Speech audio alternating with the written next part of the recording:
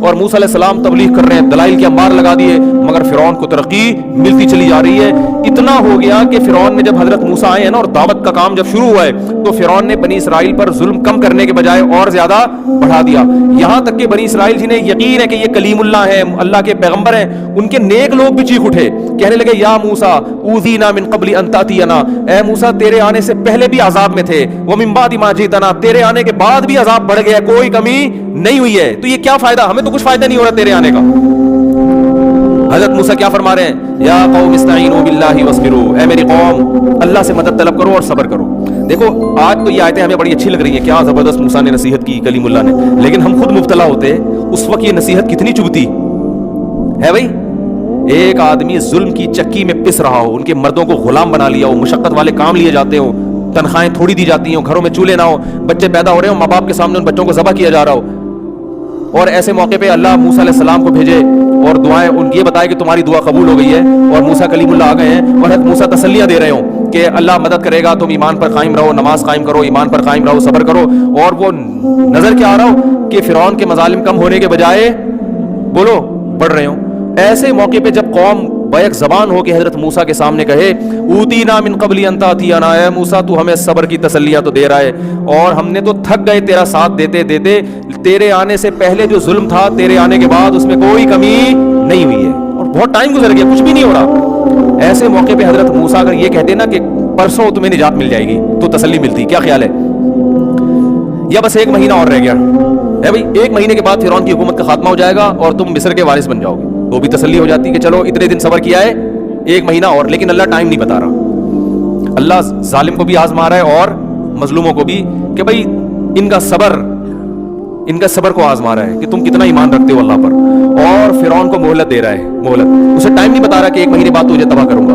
فرعون کے سامنے یہ ہے کہ تیری تباہی کا بظاہر کوئی سامان بولو نہیں ہے, تجھے کچھ بھی نہیں ہوگا, کیونکہ یہ کمزور لوگ, موسیٰ بھی کمزور, یہ بھی کمزور, موسیٰ بھی مسکین غریب. فرعون تو غربت کے تانے دیتا تھا موسیٰ علیہ السلام کو کہ میرے پاس تو سونے کے کنگن ہیں, ان کے پاس تو کچھ بھی نہیں ہے, میرے تو باغات ہیں, نہریں بہتی ہیں, ان کے پاس تو ایک بالش کی زمین نہیں ہے, بکریاں تو چراتے رہی ہیں مدین میں 10 سال, تب نکاح کیا ہے, کتنا بڑا مہر دیا, 10 سال بکریاں چرائی ہیں تو بیوی ملی ہے ان کو. اتنے غریب اتنے مسکین ہے بھائی, کیونکہ پیسے ہی نہیں ہے جیب میں مہر دینے کے لیے, تو ان کی جو زوجہ تھی ان کے والد نے کہا ٹھیک ہے میں اپنی بیٹی دے رہا ہوں شرط کے ساتھ کہ 10 سال بکریاں چراؤ. انہوں نے کہا ٹھیک ہے بھائی, اس کے علاوہ تو شادی کا کوئی اور طریقہ میرے پاس ہے نہیں, بس زبان حال ہی کہہ رہے ہیں نا, تو چلو بکریاں چرائیں گے. فرعون غربت کے تانے دے رہا ہے, بکریوں کے تانے دے رہا ہے, اور غلام قوم ہونے کے تانے دے رہا ہے, اور یہ بھی تانے دے رہا ہے الم نربک فینا ولیدا ولبثت فینا من عمرک سنین. اے موسیٰ تو میرے محل میں پل کے جوان ہوا ہے بھائی, تو میرے محل میں میرے رزق سے جوان ہوا ہے. حضرت موسیٰ ہر دلیل کا جواب دے رہے ہیں, تلک نعمت تمنھا علی ان عبدت بنی اسرائیل. اے فرعون تو اپنا یہ احسان تو بتا رہا ہے کہ میں تیرے محل میں پلا ہوں, تو ساتھ ساتھ یہ بھی بتا کہ تو میری قوم کو کیسے تو نے غلام بنا کے رکھا ہوا ہے. وہ ظلم ہی تو ہے نا, اس کو پلس مائنس کر تو پتہ چلے گا احسان کتنا ہے اور ظلم کتنا ہے. اگر اپنے احسان بتا رہا ہے تو اس ظلم کو بھی تو بتا نا. یہ کیا بات ہے, ایک ہی چیز کو بتا رہا ہے, اور جو 50 سالوں سے جو ظلم ڈھاتا رہا ہے اس کا بھی تو تذکرہ کر. بچوں کو ذبح کر رہا ہے, عورتوں کو غلام بنا رہا ہے, اور مردوں کو غلام بنا رہا ہے, یہ کیا کر رہا ہے تو, ہر بات کا جواب. لیکن پلڑا فرعون کے حق میں جا رہا ہے سارا, بظاہر جو کامیابی کے نقشے وہ کس کے حق میں ہے.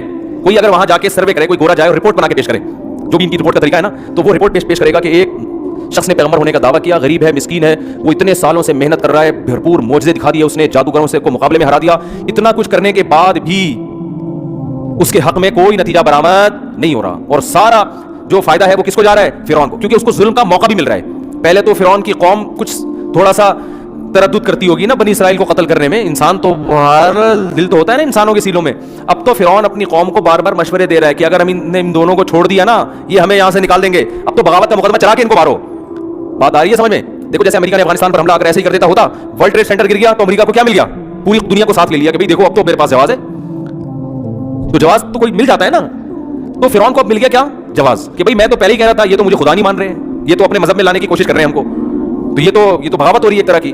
حالانکہ حضرت موسیٰ نے نہ تلوار اٹھائی نہ کوئی بم تھا ان کے پاس, وہ بیچارے اپنی قوم کے بچوں کو قتل ہونے سے نہیں بچا سکتے تھے, وہ فرعون کی حکومت کا تختہ کہاں سے الٹتے, وہ بغاوت کہاں سے کرتے. لیکن فرعون کو ظلم کا موقع مل گیا اور اس کی قوم کو بھی, اور ظلم بڑھتے چلے جا رہے ہیں. ایسی کنڈیشن میں حضرت موسیٰ اگر یہ کہتے کہ ایک مہینے بعد تم ریلیکس ہو جاؤ گے, فرعون کی حکومت کا خاتمہ ہوگا, 1 سال بعد 5 سال کو ٹائم دیتے, تو قوم کیا کہتی, چلو اب آپ نے اسپیسیفک ایک ٹائم بتا دیا, اب ہم تسلی کر کے بیٹھ جائیں گے. نہ حضرت موسیٰ بھی مبہم بات کر رہے ہیں, بھائی مجھے نہیں پتا یہ صبر کب تک چلے گا.